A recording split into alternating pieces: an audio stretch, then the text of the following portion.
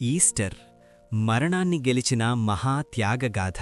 ప్రియమైన శ్రోతలారా, సుమారు 2000 ఏళ్ల క్రితం యెరూషలేము వీధుల్లో జరిగిన ఒక అద్భుతమైన సంఘటన గురించి ఈరోజు మనం చెప్పుకుందాం. ఇది కేవలం ఒక మతం గురించి కాదు, ఇది ఒక మనిషి చూపిన అంతులేని ప్రేమ, త్యాగం మరియు మరణాన్ని జయించిన నిరీక్షణ గురించి. ఈ కథను మనం 3 భాగాలుగా చెప్పుకుందాం.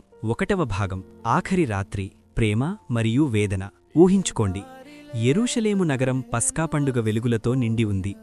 వేలమంది ప్రజలు గుంపులు గుంపులుగా ఉన్నారు. కాని ఒక చిన్న మేడగదిలో మాత్రం నిశ్శబ్దం ఆవరించి ఉంది.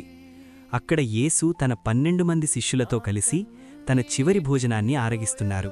ఆ సమయంలో యేసు అకస్మాత్తుగా లేచి ఒక సేవకుడిలా మారి తన శిష్యుల పాదాలను కడగడం మొదలుపెట్టారు. దేవుని కుమారుడు అని నమ్మే వ్యక్తి తన అనుచరుల పాదాలు కడగడం చూసి అందరూ నివ్వెరపోయారు.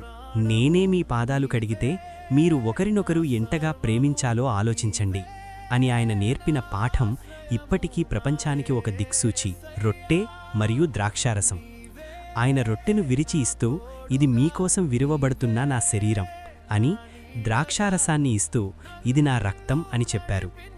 అది ఒక వీడ్కోలు భోజనం మాత్రమే కాదు, ఒక కొత్త నిబంధన ప్రారంభం. గెత్సెమనేలో పోరాటం. భోజనం తర్వాత వారు ఒలీవల కొండపై ఉన్న గెత్సెమనే తోటలోకి వెళ్లారు.